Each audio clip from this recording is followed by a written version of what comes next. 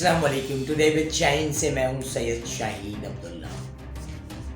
General Ayub Khan 1964-65 हमारी मज़हब पैदाइश से भी पहले की बात है, जो हम किताबों में तज़िया निगारों के हवाले से पढ़ते हैं या जानने की कोशिश करते हैं।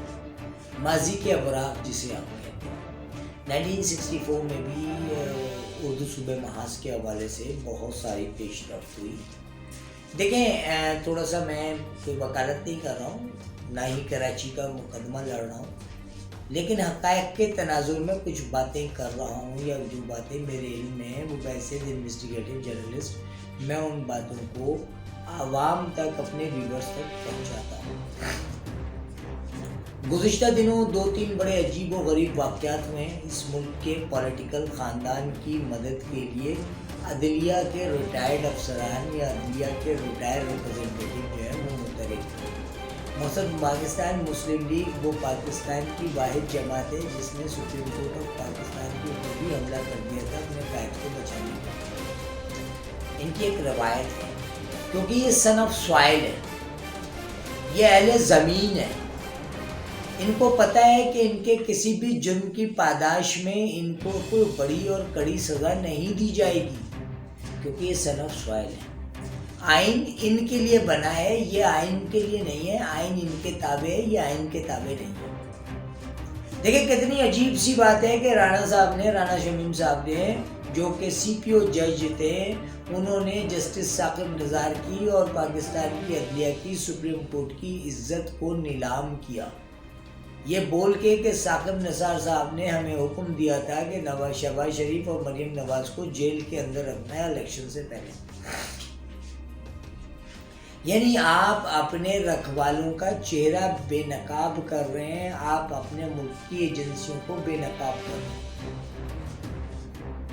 इस मुल्क की दिफा में पाकिस्तान आर्मी का जितना कंट्रीब्यूशन है उससे 4 गुना ज़्यादा कंट्रीब्यूशन जो है वो ISI का है, MI का है, MI5 का है, ब्रिगेड का है।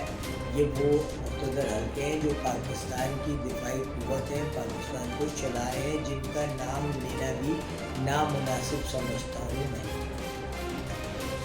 तो ये एक सियासी खेल खेला गया ताकि अदलिया जो है वो अपनी गलतियों के पादाश में 17 तारीख को लगने वाली बेल एप्लीकेशन मरीम नवाज़ की जो क्वाशमेंट की FIR है हाई कोर्ट में लगी हुई है, उस डेट पे इनको अपेयर होना है और कोर्ट की हमदर्दियाँ हासिल करना है। इस तरह के कंट्रोवर्शियल स्टेटमेंट देंगे।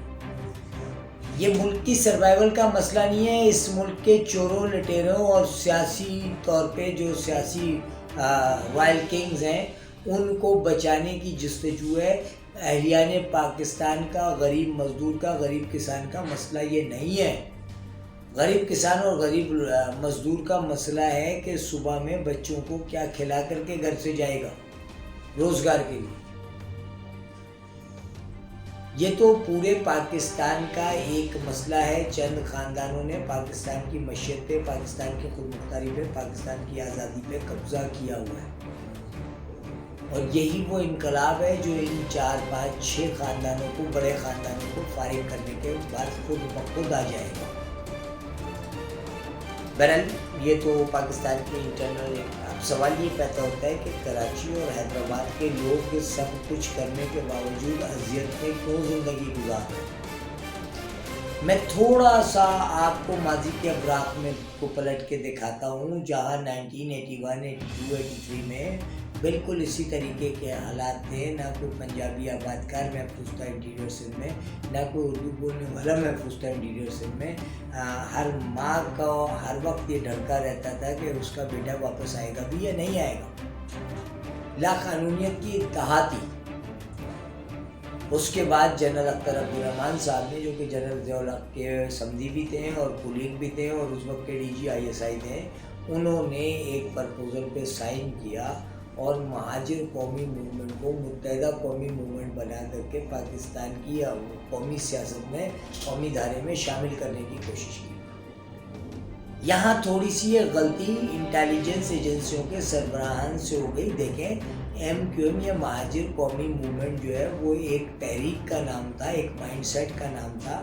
لفظ مہاجر کی بنیاد پر پہلی دفعہ پاکستان بنانے والوں کی اولادیں اکٹھا ہوئی تھیں.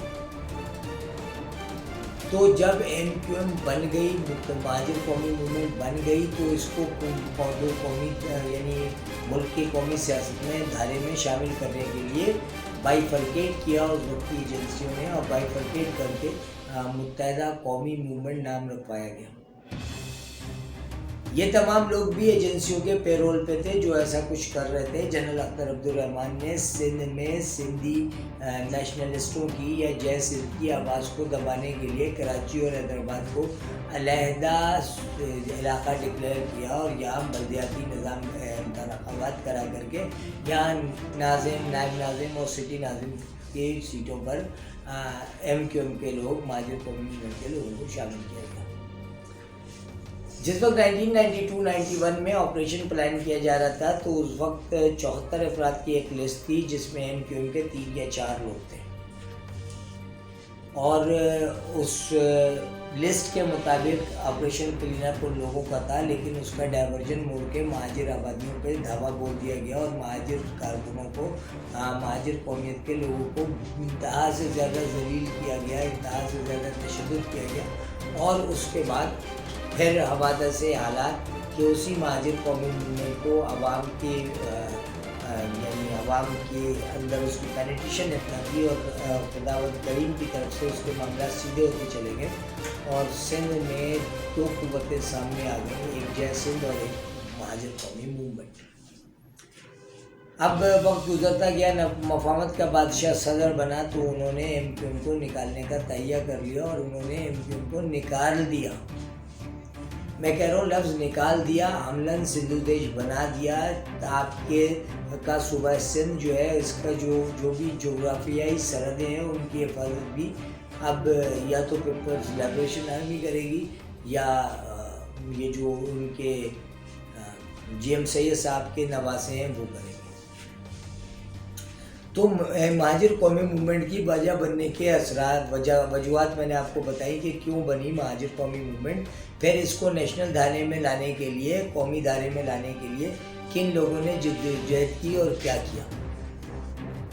اس کے بعد یہ سلسلہ یہاں ختم نہیں ہوتا ہے. الطاف حسین چونکہ مہاجروں کی یکانگی, اس کی یکجہتی اور اس کا ایک سمبل تھا, اس لیے الطاف حسین کے لیے یہ حالات پیدا کیے گئے کہ وہ پاکستان چھوڑ کے لنڈن میں مقیم ہو گئے.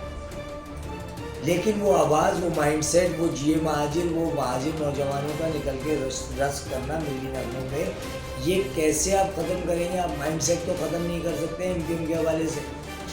کا وقت ہے کہ الطاف حسین حیات ہیں, آپ ایسا نہیں کر سکتے. تو جو کراچی کے معاملات ہیں یا کراچی کے یعنی کراچی کے لیے جو مشکلات ہیں, اس کا میں نے ایک چھوٹا سا احاطہ آپ کو کیا ہے.